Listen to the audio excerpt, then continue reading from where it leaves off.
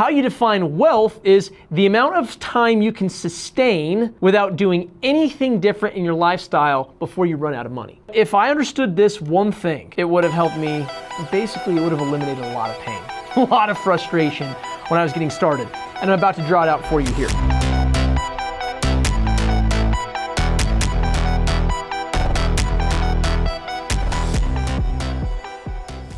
If I would have known this, what I'm about to teach you here, I would have saved myself hundreds of thousands of dollars in my early 20s.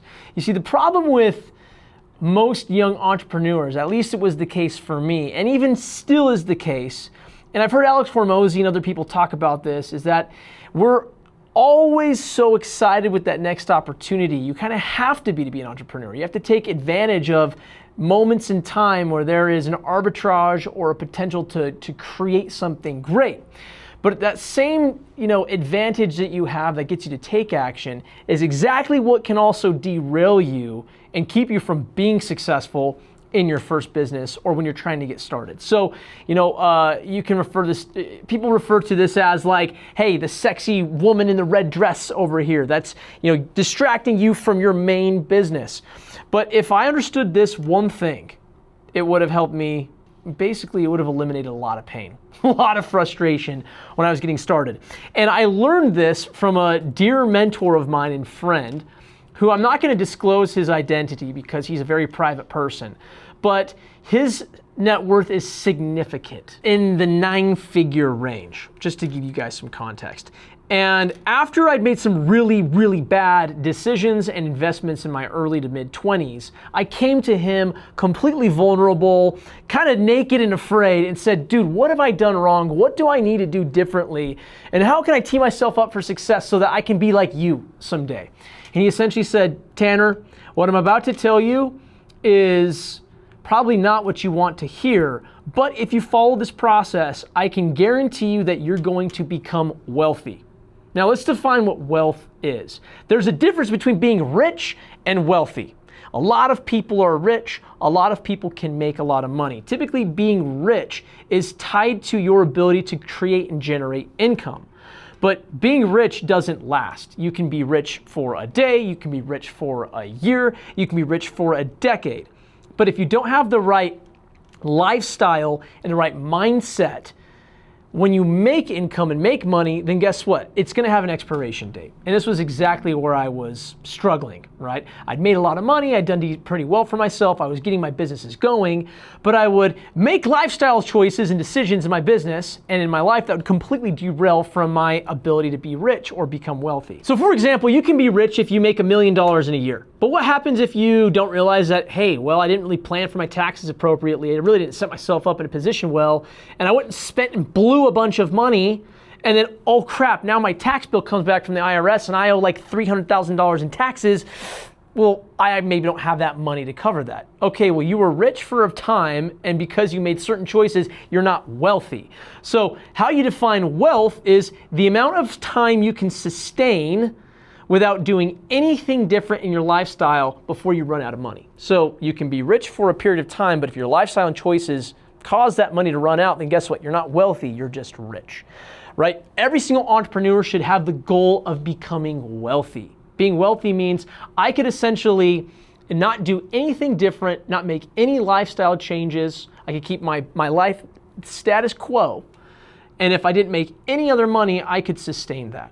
So when people are wealthy, you think to yourself, how long could you go right now in your life if you didn't make any extra income? How long could you survive? If the answer is 6 months, then you're 6 months wealthy. If your answer is a year, you're 1 year wealthy. True wealth is built when your assets are able to support and sustain you without you having to do anything. Now, sometimes people call this passive income.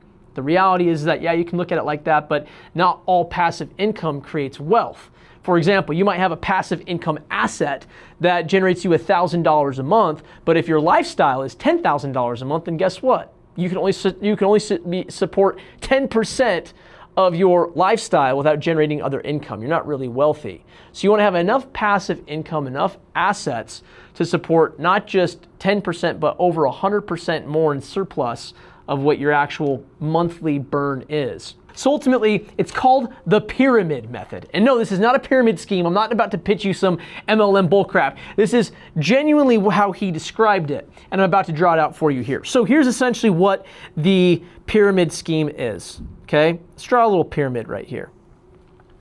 He said the pyramid is significant in its shape, right? A lot of times when people are talking about finances or wealth, people are drawing circles or squares. He said the pyramid is important because you can't get to the next step of the pyramid or ascend the pyramid until you have the previous layer built and stable.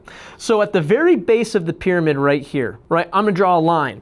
This base of the pyramid represents your business. Now here's the reason why business and my mentor walked me through here as the number one most important piece of this pyramid. It's because you can control what happens in your business better than anything else. So to go back to my example, my story is I had a little agency, things were going well, I was making some money, and when I started to get excess money, right, I started thinking to myself, hey, what investments could I do? I wanted to maybe make some more money, and I was getting maybe burned out with my business. I felt like, hey, you know, making money is really hard. Imagine if I could just park my money somewhere else and generate a ton of income. That'd be pretty great. The problem with that mindset is, guess what? That comes later on as we move up the pyramid. That's the type of investments. You got to be focusing and controlling everything you can right down here in the business because it's the component that you can control the most of. You don't do any of these other layers of the pyramid or put money into any other asset class until you have a business that can literally cash flow and scale and build and grow. So I'll go, give you some scenarios here. I have some friends of mine, buddies of mine that make, high W-2 income. And they're always thinking, how can I invest in other asset classes, other things to try to diversify and create more money? And they're thinking about it the wrong way. The mindset should be, how can I essentially go start a business, get off of the W-2 treadmill of working for somebody else, and instead of putting all of this money into speculative investments that may or may not pan out for them, that might be a 10, 20, 50-year play, why don't you just instead invest in yourself? So ultimately, that's the advice my mentor gave me. As your business starts to generate cash, you should have a home. Now, I know that Grant Cardone, all these other guys talk about, oh, houses are a waste of time. Homes are, you should rent, you should do this. He's a family man. My mentor is a family man, and I'm also a family man. Family is incredibly important to me. So he said it's always a good idea to the first thing that you really start to do is to buy a home. Somewhere where you're actually going to establish roots, grow a family, build a family, and raise a family, because guess what? There's an ROI there with a home that you're not going to get just moving your family all around the place. So if you're single, this might not be the case for you. You might be able to get away with just renting, a cheap condo, a cheap apartment. But if you have a family, I think that it is valuable to have a home. Now, the way that you invest in your home is very important. He said, as you start making money here, right, you want to keep pumping money back into the business and scaling and growing your business as much as you possibly can. That's the largest flywheel of all of it. Create enough cash where you could literally pay off your home in one fell swoop. Now, he didn't say, this is also a strategy he told me. I said, so are you basically just paying down your principal? You're making accelerated payments, you're doing bi-monthly or even 3 payments a month on your home? What does that look like? He said, no, you're essentially investing all of this excess money here from your business into a really safe, ETF or some sort of money market account where you just know that you're not going to really ever lose that money unless a black swan or catastrophic event happens. But you want to have enough money in whatever account that is that you could literally in one day decide, I'm going to move it, I'm going to cut a check, and I'm going to pay my house off. And you should probably do that, especially when you factor in how much interest you're paying, right? For example, if you have like a $600,000 home, I think the average home in Utah is like $500,000 now. Over the life of a 30-year amortized loan, you're probably going to end up paying somewhere near $1 million, $1.2 million in total, money paid, even though your mortgage, right, is only at a 20% down payment, $400,000. So you don't want to try to make the payments and pay off your home as fast as you can so you're not eating into that interest. Okay, the next layer up on the pyramid is going to be what are called AAA municipal bonds. Now, if you know anything about AAA municipal bonds, you essentially here's a quick breakdown of what they are. And listen, I'm not some investment guru or investment genius here. This is just a lesson that was super helpful for me that I wish I would have known literally 15 years ago. But AAA municipal bonds are essentially local municipalities that are rated at AAA, which means they are the lowest risk asset municipal class there is. So they have really, they're typically run in conservative states where there's not a deficit budget. They're running zero-based budgeting and accounting, that they are operating at in a surplus, and they've got zero to very little risk of defaulting on these municipal bonds. Now, what's great about municipal bonds is that they're always going to be tax-free, and it's as close as you're probably going to get to a guaranteed return as possible. And you can typically expect anywhere from 3 to 7% of your money back year over year. They typically pay out over 6-month periods. So he said, listen, my goal, my thought process with investing in AAA municipal bonds at this point in time was that I'm still putting a ton of money and pumping a ton of money back into my business. I've also got my home paid for, so I've also got my cars paid for. I don't have really any debt. My goal now is I want to park my money into a place that is really safe where I'm not going to have the fear of losing it.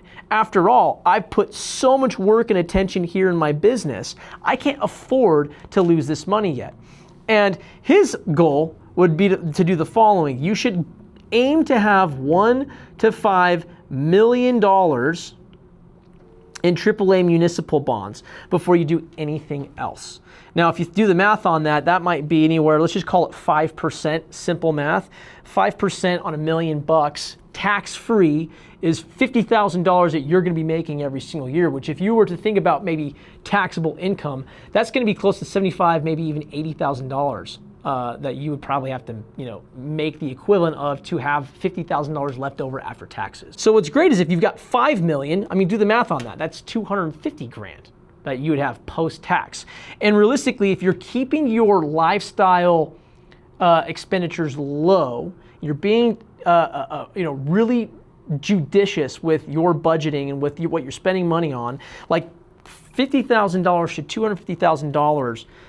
Where you're essentially not touching this principal, that's kind of like retirement, right? This is kind of like a guaranteed retirement route. So, this for me was eye-opening because I'd never really heard of AAA municipal bonds before. And, I thought to myself, well, hang on a second, like, why wouldn't you try to get more for your money? You're not even outpacing inflation here. And he simply told me this. It's not about trying to outpace inflation at this point in time. Keep in mind, I've got businesses down here. I'm outpacing inflation with my businesses. I'm simply trying to build legacy with my AAA municipal bonds and essentially set myself up to where if something catastrophic were to happen with my businesses, I could essentially have my lifestyle paid for. So already you can see if wealth is truly the goal here, you're already starting to build significant wealth at this point in time with the AAA municipal bonds. Now the next step up, he calls this real estate. And the beautiful thing, if you do this correctly, is at this point in time, real estate is going to be really easy to, dominate with. And the reason why is because there's something called an SBA 504 loan, which I'm going to type in right here, which the government allows certain businesses to get a small business loan, an SBA loan, to fund real estate or to fund heavy machinery or equipment for the operations of your business. Now, there are some requirements on this, and once again, I'm not a financial expert and guru. But the beautiful thing is if you have cash flowing businesses here, you can get SBA 504 loans. You have to own or occupy 51% or more of the building. What's great about this is if you do own or occupy 51% or more of the building, you could actually now have what is called a triple leverage position, where you have the appreciation of the real estate investment itself. Well, before I get into that, let me talk about the benefits of an SBA 504 loan. Traditionally, if you don't have an SBA 504 loan, you're going to have to be responsible to put down 20 to 25% or more on a commercial real estate property. The beautiful thing about an SBA 504 loan is that underwriters will allow you to put a minimum of 10% down. And the great thing about that is, like, let's say you're wanting to get into a $1 million, $2 million property. Now you just have to put 10% of that down. What ends up happening is the SBA loan will cover 40 to 50% of that, and then you can get another traditional bank to cover 40 to 50%. So it's kind of cool how this ends up working together. But the requirements on SBA 504 loans are the following. You have to own or occupy 51% or more of the building. But if you do this, you're getting what's called like a triple position of advantages here. You're getting the appreciation of the building. Okay, because obviously depending on your area where you're living, most commercial real estate can appreciate between 2 and 5% a year. So you're also able to own or occupy 51%. You can actually have your cash flowing businesses down here pay yourself back as the landlord on the actual property. Plus you can rent out 49% of the building to another type of a business. So you're having your cash flowing business that you actually are owner occupying, plus the tenant paying for your loan, aka your mortgage, and helping to subsidize that on a monthly basis. And a lot of times you could probably even cash flow on it. And what happens is you're also getting the depreciation on your taxes. So you can do a cost segregation analysis, and you can actually start to depreciate and save yourself on a massive tax liability as you start to build and grow and cash flow these businesses. This is exactly what my mentor did. Cash flowing businesses, owned his home, was living debt free. He essentially put a ton of money into his AAA municipal bonds, started getting a guaranteed amount, was essentially living off of that, not really creeping up his lifestyle. And then he started to just roll and parlay a ton of his businesses and his other cash into real estate deals, which allowed him this kind of triple advantage, if you will. Now, the next piece up is where you start getting into stocks. Now, this was really eye-opening for me. I said, why did you wait so long to get into stocks? You know, why would you not like really invest heavily into that? And he said, well, simple. Can you control what happens in the stock market? No. Okay, that's exactly why. I can control exactly what happens in my business. If I put $1 in and I reinvest back into that, I'm responsible for the success. I can own and control it. I can also really control and get a pretty guaranteed rate of return. Here's my AAA municipal bonds. And even when it comes to real estate, you know, commercial real estate, I'm really in control of exactly what happens there. I can do different things. I can make tenant improvements. I can rent out to certain people. I can play around with, you know, what's happening in my businesses. I can move and shuffle money around. I can also do cash out refinance deals and parlay it into other properties. I'm still really in control here with real estate. So for me, this was one of the main takeaways. You can notice here that at this point in time, you know, these first 4 layers of the pyramid, you're basically going to be completely wealthy. I mean, you're going to be able to live off this. I mean, maybe your lifestyle is not what you want it to be. Maybe you don't have the exotic cars, but if you actually can do this, I mean, you're not going to really ever hurt for cash ever again before you're ever parking it in stocks. And what's interesting here is the final top of this, 2 pieces of this pyramid. The next one is going to be other people's businesses, so OPBs. So, you know, other people's businesses that you're not owning and controlling, but you're investing in. And then up here, this is what he calls gambling. Literally, this is the equivalent of highly speculative, very risky investments. And he likened this piece to crypto. These are moonshots. These are things that have a 99% chance of failure, but on the one rare off chance, 1% of it hitting, you know, you could hit big. But what's crazy is if you take this pyramid and you actually flip it upside down, right? Here's exactly how I was trying to build and grow my wealth. So I actually had businesses here, which was good, right? I really was feeling good about that. I was creating some real leverage and some real income there. I might have even been rich to some standards, but I wasn't wealthy yet. And the reason why is because rather than trying to put my money into a home, a stable, you know, asset that I could kind of raise my family into, I went straight to crypto. Why? Crypto is the sexy girl in the sexy red dress that everyone was making all this money with, and boom, it was, you know, inevitable that I was going to hit a home run with. Once again, completely not in control. And I put, what was it? About $150,000 into crypto. Not having any idea of what the market would do, not having any understanding of what that would have, you know, who was running the projects, who was even in control of it. The other thing here is I went straight to other people's businesses. So I had, you know, some connections I made. And one guy kind of hit me up on this deal, thought it would be a great opportunity to go and set up a bunch of gyms in North Carolina. Once again, I don't live in North Carolina. I don't even know this guy from Adam. Do I really trust him? But once again, everything sounded great on paper. I put $105,000 into this deal. And what happened was crypto fell off of a cliff. My 150K essentially became worth 25K. And this deal of 105K, I never saw a cent of it back. So this actually went to zero, $0. So you really think about this, right? If I would have simply just put this money and followed the process, reinvested it back into my business at the time, my businesses would have been in a much better position. And if I would have followed that pyramid, it would have saved me a ton of money. The other thing here that I tried to do was actually put money into stocks. Why not? Robinhood is easy. So Robinhood and other, index funds / risky stocks, penny stocks. And ultimately I put, I'd call another $50,000 or so into different stocks. And the crazy thing about this is when I walked through the pyramid, my stocks were actually okay. Like they really hadn't gone down a ton. But ultimately, you think about exactly what my mentor was saying. Why would you invest in this type of a strategy, right? Why would you try to do this until you've really got the base of the pyramid all figured out? Having gone through this, you saw exactly what I did in my mid-20s. That was an absolute disaster. I lost $125,000 on crypto. I lost $105,000 in another person's business venture that I didn't control. And I really, parked $50,000 into stocks that went down to about $40,000 by the time I ended up pulling it out. So you can see here with the time value of money, $240,000 that I basically just flushed right down the toilet. Now this was a really painful lesson for me to learn. Luckily though, I learned it.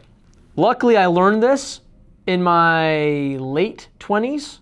Now in my early 30s, I'm rebuilding. But the beautiful thing is, and the main takeaway is that you need to go and do this right here. You need to get a business. You need to learn a skill. You need to sink in. You can't expect anyone else to make you rich. You can't expect to go hit that moonshot. It's not going to work. It doesn't happen. You have to learn how to create businesses that cash flow. And if you do that, you will become wealthy.